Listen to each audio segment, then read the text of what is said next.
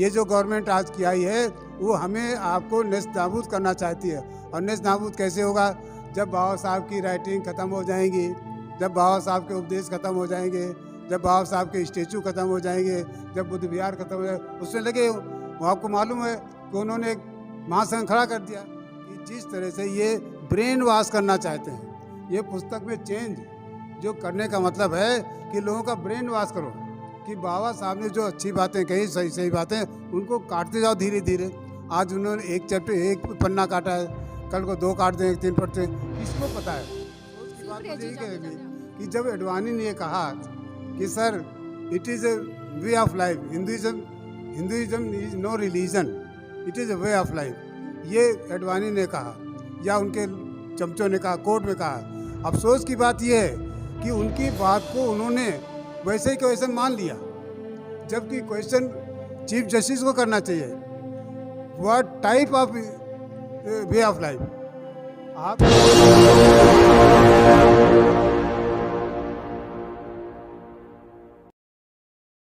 जय भीम, नमो बुद्धाय। साथियों, आज मेरे साथ में है शीलप्रिय बोस जी, जो कि किसी भी पहचान के मोहताज नहीं है। अपने जीवन काल में उन्होंने बहुत सारी पुस्तकें लिखी हैं और उनका अनुवाद किया है हिंदी से लेके इंग्लिश में और इंग्लिश से लेके हिंदी में, और वो मराठी के भी बहुत अच्छे ज्ञाता हैं। इसी के साथ साथ में आज मैं चर्चा करूंगी उनसे, जो बाबा साहब के 40 वॉल्यूम निकलते हैं भारत सरकार की तरफ से। उन वॉल्यूमों में इस बार कुछ त्रुटियां की गई हैं, जो कि शीलप्रिय जी ने बड़ी मेहनत करके उनके संज्ञान में वो चीज़ें आई हैं, और उन पर उन्होंने काफ़ी मंथन किया है कि जो बाबा साहब के द्वारा 40 वॉल्यूम निकाले गए, उनका जो शुद्ध रूप है वो इस बार देखने को नहीं मिला है, उसमें छेड़छाड़ की गई है। तो इसी विषय पर मैं चर्चा करूंगी शीलप्रिय बोस जी से। शीलप्रिय जी, स्वागत है आपका एनबी न्यूज़ में।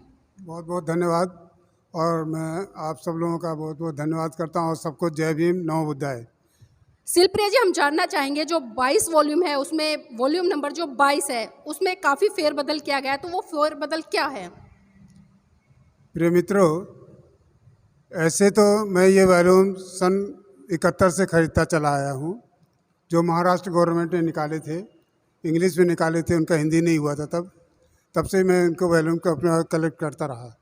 लेकिन फिर भी अगर कोई नए वॉल्यूम आते हैं तो मैं उसको ख़रीद लेता हूँ और स्टडी करता हूँ, और ये सोचता हूँ कि इसमें और उसमें अंतर क्या है।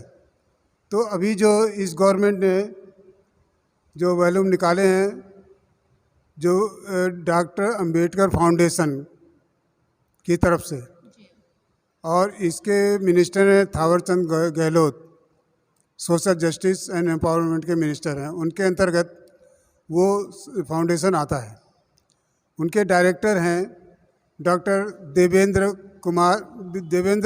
प्रसाद माझी, यानी माझी तो आप जानते हैं झारखंड से आते हैं।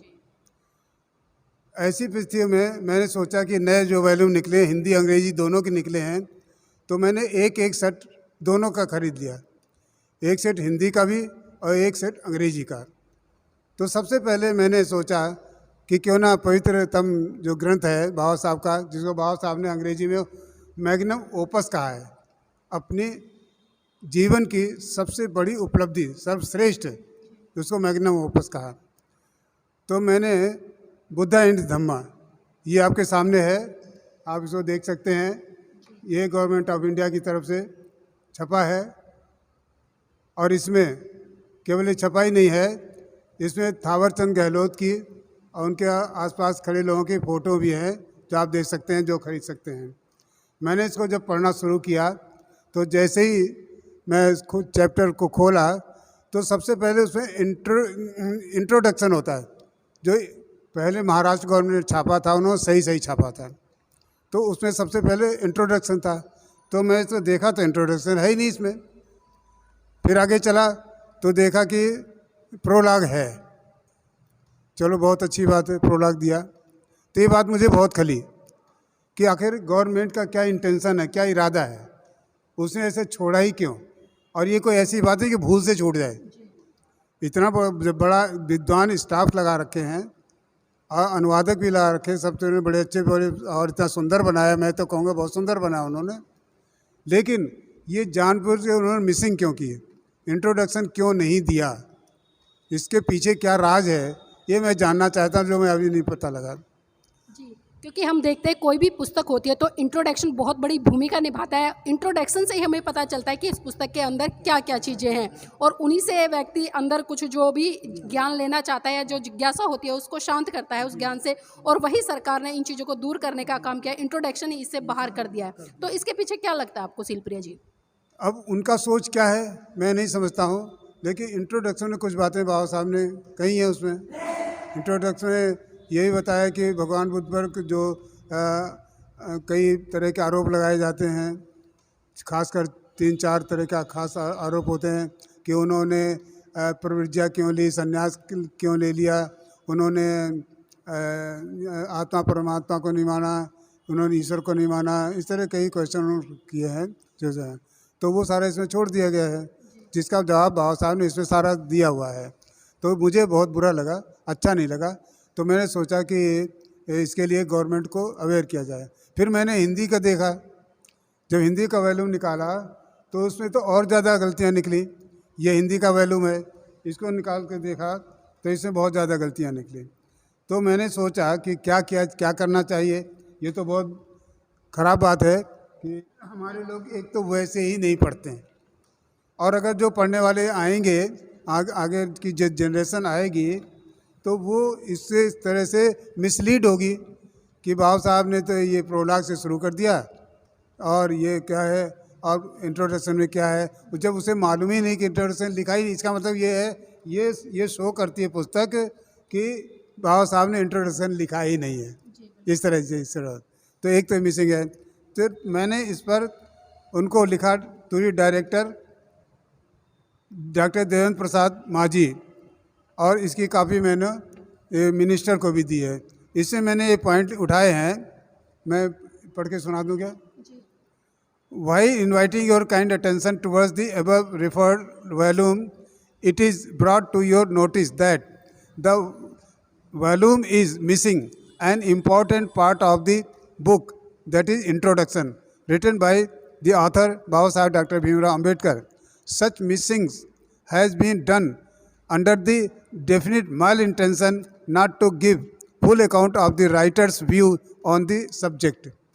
इसके आगे मैंने और भी कुछ लिखा है, और ये भी लिख दिया कि अगर पब्लिक में लोग जानेंगे तो इससे बड़ा लोग नाराज़ होंगे और हो सकता है कल को कोई आंदोलन खड़ा हो जाए। इसलिए मैंने एक सजेशन भी साथ साथ दे दिया कि गवर्नमेंट को चाहिए कि इस गलती को ठीक करे और इस करेक्शन स्लिप बनवा करके और जल्दी से जल्दी उसे पेस्ट करवा दी जाए, और उन लोगों के साथ जिन्होंने ये गलती की है उन पर अनुशासनात्मक कार्रवाई की। ये तो अंग्रेजी का मैंने ये लिख कर दिया। इसके बाद जब मैंने हिंदी का देखा तो हिंदी में तो बहुत बड़ी कई गलतियाँ उसमें, इसमें तो एक ही गलती मालूम मैंने पकड़ी। हिंदी में जब देखा तो उसमें क्या है, ना तो इंट्रोडक्शन है, ना तो प्रोलॉग है, यानी पूर्व कथन कहते हैं वो, मतलब ना परिचय है ना पूर्व कथन है, और उसके साथ ही साथ जो इसमें संदर्भ सारणी अंग्रेजी में संदर्भ सारणी और बहुत सारे दिया है, वो इसमें कुछ भी नहीं दिया गया है। ये इसमें बहुत सारे पन्ने, करीब 100 पन्ने से ऊपर है। ये यहाँ से सुनी होती, जिसमें बाबा साहब ने पाली और other sources of the Buddha and Dhamma, यानी उन्होंने कहाँ से ये मैटर लिया, मैटर किसके लिए, सिद्ध करने के लिए। क्योंकि जब बाबा साहब ने पुस्तक प्रकाशित करवाई तो बहुत सारे उनके विरोधी ये कहने लगे कि ये पुस्तक तो बाबा साहब ने अपने मन से लिख दी है, इसका कोई ऐतिहासिक और साहित्यिक कोई आधार नहीं है, इन्होंने अपना बुद्ध धम्मा लिख दिया है, इससे बुद्ध धर्म से कोई लेना देना नहीं है। कई लोगों ने बाबा साहब ने जो भी चीज़ें कहीं से भी उठाई है उसका तथ्य दिया है पूरे सबूत के साथ में, और वो चीज़ें इन्होंने हटा दी हैं। जो पाली लिटरेचर है, पाली साहित्य है, ओरिजिनल है, त्रिपिटक है, उस पर बाबा साहब ने इसे लिखा है। इस पर एक लड़की ने बहुत काम किया, हालांकि बाबा साहब ने ये काम नहीं किया था, लोगों को नहीं मालूम है, लेकिन एक लड़की ने, आप जैसी कोई लड़की थी, उसने बहुत स्टडी की और सारे कलेक्शन इकट्ठे किए कि बाबा साहब ने ये कहाँ से लिया। हालांकि भगवंत आनंद कौशल्यायन ने जो पहले अनुवाद किया था, वो पहले व्यक्ति थे जिन्होंने अनुवाद करके दिया। दूसरे खंड में उन्होंने उसमें रेफरेंस कुछ दिए थे, लेकिन पूरे नहीं दिए थे। इस लड़की ने सारा देकर अंग्रेजी में उसने PhD किया था। उसको बसंत मून जो इसके पहले एडिटर थे, उन्होंने उस लड़की से वो ले करके और इसमें इंसर्ट कर दिए। जो ये ये है, ये है, ये सारा। और उसके बाद क्या हुआ कि इसमें दूसरा पोर्शन और है, ये पोर्शन है नोट्स का, वो भी इसमें नहीं है। ये नोट्स, ये नोट्स ये हैं कि कौन से नोट्स पर कहाँ से लिया, किसने किया और कहाँ कहाँ पाया जाता है, ये सारे प्रूफ इसमें दिए, वो भी हिंदी में सारे गायब हैं। इसके अतिरिक्त भी जो अनुक्रमणिका होती है, हिंदी में कहते हैं, वो पीछे दी है, वो भी इसमें नहीं दिया गया। ये हिंदी में वो सब नहीं दिया।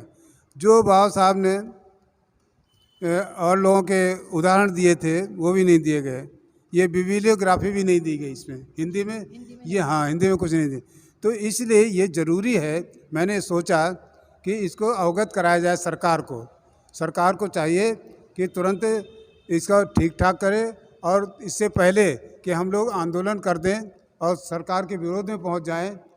तो मैं नहीं चाहता हूं कि सरकार की बदनामी हो, मैं केवल ये चाहता हूं सरकार से कि उसको सही करके, उसको अभी मौका है, अभी सरकार के पास है, वो उस तरह के जो है करेक्शन स्लिप इशू कर दे, अब सारी छपवा दे, उनके वैल्यू के साथ अटैच कर दे, और आने और जो लोग खरीद ले गए हैं उनके घर एक एक कापी उनको भेजना चाहिए, ये ड्यूटी है। अब दूसरी बात है, किसी भी ये पब्लिकेशन का रूल है, क्योंकि हर एक चीज़ का रूल होते हैं, रेगुलेशंस होते हैं। तो पब्लिशर्स को कोई ये अधिकार नहीं है कि जो ओरिजिनल स्वीकृति है, अगर कोई भी उसको पब्लिश करता है, इसको पब्लिश कैसे गवर्नमेंट ने कर रखी है, अम्बेडकर फाउंडेशन ने की है, तो उसका वो जिम्मेदार है पूरी तरह से। उसको कोई राइट नहीं है कि उसमें एक भी अक्षर इधर उधर करे बिना राइटर की मर्जी के। तो ये मैंने इसमें लिखा है, it is against the publishers morality, ये प्रकाशक की नैतिकता के खिलाफ है। तो ये मैंने इसे काफ़ी लिख दिया है कि अगर ऐसा नहीं करेंगे तो हो सकता है कि पब्लिक के बीच में जाएगा तो पब्लिक इसके साथ खड़ी हो जाएगी और आंदोलन कर सकती है और आपके लिए मुसीबत खड़ी हो सकती है। इसलिए जल्दी से जल्दी इसको ठीक करा करके और लोगों के सामने लाया जाए। शिलप्रिया जी, ये भी जानना चाहूँगी क्योंकि देखिए मेरे हाथ में हिंदी का वॉल्यूम है और आपके हाथ में इंग्लिश का वॉल्यूम है। इंग्लिश में बहुत कम छेड़छाड़ की गई है क्योंकि उनको पता है कि जो तबका इस वॉल्यूम को पढ़ता है वो इंग्लिश को ज़्यादा प्राथमिकता नहीं देता है, बल्कि ज़्यादातर हिंदी को ही प्राथमिकता देता है। और यही कारण है कि जो हिंदी का वॉल्यूम है उसमें से बहुत सारी चीज़ें निकाल दी गई हैं। अब यहाँ पर है क्या, अव्वल तो हमारे लोग पढ़ते नहीं हैं, और जो पढ़ने वाले हैं वो कहते हैं इतना पैसा मैं कहाँ से खर्च करूँ। हालांकि सरकार ने सब्सिडी रेट लगाए हैं, वो बहुत अच्छी बात है, लेकिन फिर भी बहुत सारे लोग कनॉट प्लेस कौन लेने जाए, फिर कनॉट प्लेस में इस जगह से उधर ले जाओ, एक ही जगह नहीं मिलते। जब फाउंडेशन का आपने एड्रेस दिया है 15 जनपद, तो सारी चीज़ उस 15 जनपद में मिलना चाहिए। 15 जनपद से पैसा जमा कराते हैं, फिर अगले को दौड़ाते हैं। एक आदमी मिर्ज़ापुर से आता है, एक आदमी तमिलनाडु से आता है, उसे मालूम नहीं कहाँ जाना क्या नहीं, और वो गली गली घूमता है, जा कर के पूछता, जा कर के उसके 100 रुपये 1000 का वैल्यूम है और उसके 500 रुपये उसमें खर्च हो जाते हैं खर्च। ये दूसरी चीज़ ये है कि जो वैल्यूम जो है वो इसमें कोई शक नहीं कि अच्छा प्रिंटिंग वगैरह से मैं, लेकिन जो हिंदी के वैल्यूम निकाले हैं उसका हार्ड बाउंड नहीं किया। जब अंग्रेज़ी का हार्ड बाउंड कर दिए तो हिंदी के भी हार्ड बाउंड करना चाहिए था, क्योंकि इसकी वैल्यू जो है लाइफ बढ़ जाती है हार्ड बाउंड होने से। तो ये, लेकिन मुख्य मुद्दा मेरा ये है कि इस तरह से गवर्नमेंट क्या चाहती है, और ये इस गवर्नमेंट ने किया है। जो दिन रात ये प्रचार करती रहती, मैं तो गरीबों का मसीहा हूँ, मैं गरीबों के लिए काम कर रहा हूँ, मैं SC ST के लिए काम कर रहा हूँ, तमाम तरह के उनके फ़ायदे की बात कर रहा हूँ मैं, वो इस तरह का काम कर रही है। अफसोस की बात मुझे यही कह रही कि जब एडवाणी ने कहा कि sir it is a way of life, Hinduism is no religion, it is a way of life, ये एडवाणी ने कहा या उनके चमचों ने कहा, कोर्ट में कहा। अफसोस की बात यह है कि उनकी बात को उन्होंने वैसे ही वैसे मान लिया, जबकि क्वेश्चन चीफ जस्टिस को करना चाहिए, what type of way of life, आपकी जो वे ऑफ लाइफ है किस प्रकार की है, इज इट ए इगैलिटेरियन, क्या ये सबके हित की है, is it a befitting to all, बहुजन हित में है क्या नहीं है, वो कोर्ट ने क्वेश्चन नहीं किया, क्योंकि कोर्ट में बैठने वाले भी वही हैं, उसी संप्रदाय, उसी उनके ग्रंथों को मानने वाले, जो बाबा साहब ने कहा उन्हीं भावनाओं को मानने वाले, इसलिए उन्होंने वही वे ऑफ लाइफ। तो मैंने क्वेश्चन किया अपनी तरफ से कि what type of way of life is Hinduism, ये मैंने क्वेश्चन किया। तो जहाँ और जब ये बात निश्चित तौर पर सभी विद्वान जानते हैं, हिंदू भी जानते हैं इस बात को, कि Hinduism is not a egalitarian religion. Egalitarian का मतलब होता है सर्वहित वाला, सबके कल्याण वाला, सबको फायदा पहुंचाने वाला, बिफिटिंग टू ऑल, सबके लिए उचित।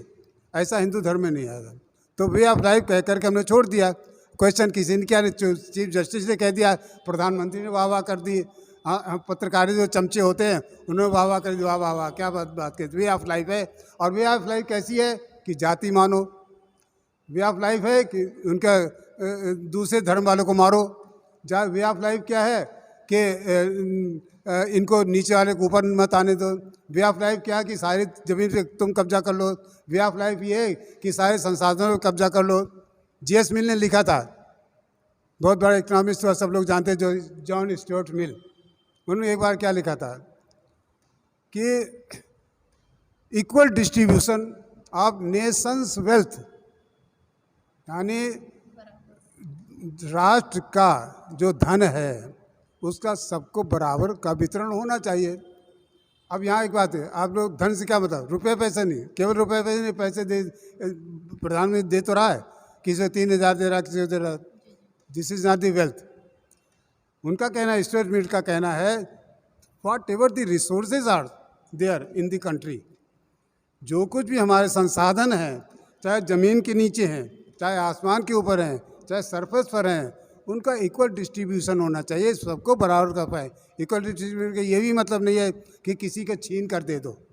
ऐसे आप नियम बनाइए कि जो जितने योग्य है उसको उसका पूरा फायदा उसको मिलना चाहिए।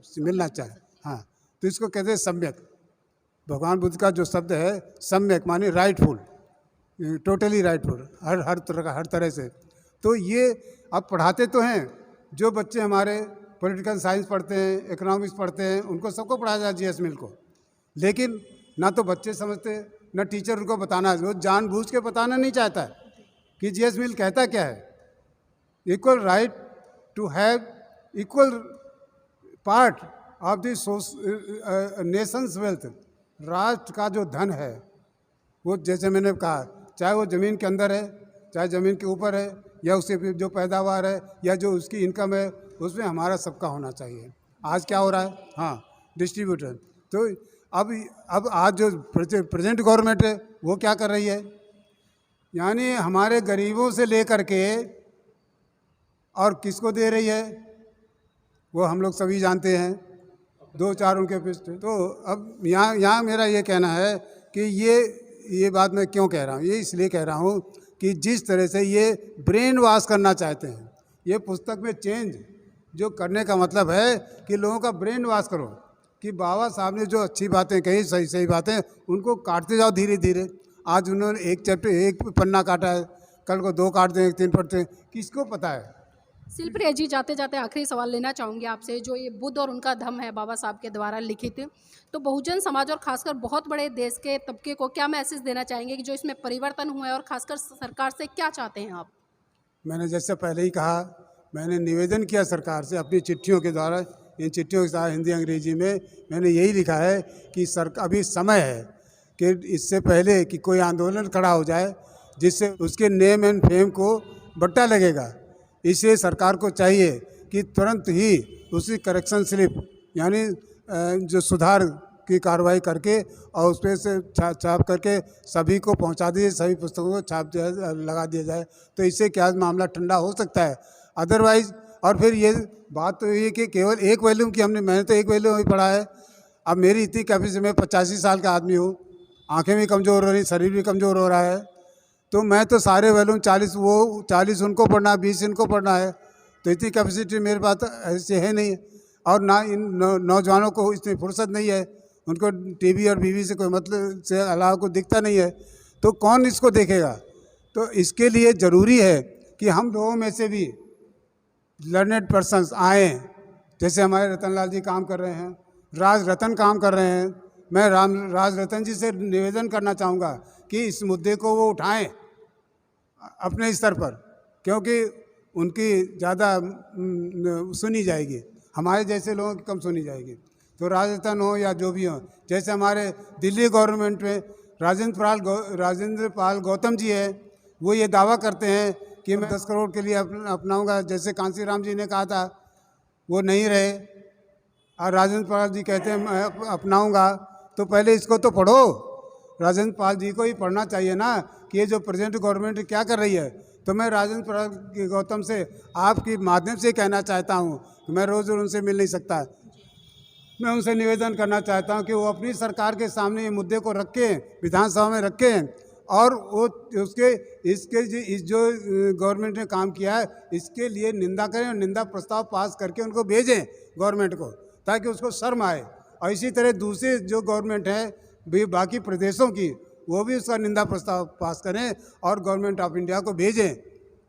ये मेरा निवेदन है। और सभी भाइयों के जो अपने को अम्बेडकरवादी कहते हैं, उनसे मेरा विशेष कर ये शिकायत भी है, मेरा निवेदन भी है उनसे कि उनको अपनी आंखें खोल के आगे बढ़ना चाहिए और हर चीज़ को उसको पढ़ना चाहिए। ये जो गवर्नमेंट आज की आई है वो हमें आपको नेस्त नाबूद करना चाहती है। और नेस्त नाबूद कैसे होगा?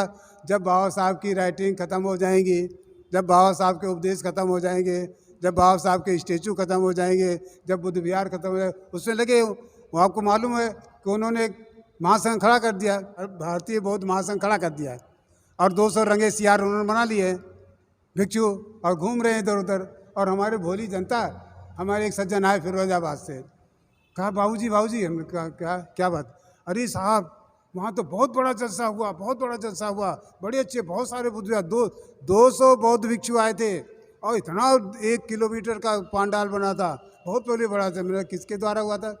कहा भारतीय बौद्ध महासंघ की तरफ से। हमने कहा ठीक है। वो जो रंगीले सियार आए थे वो अपनी भाषा बोल करके और आपको लुभा करके और चले गए और हमने उसको वोट दे दिया।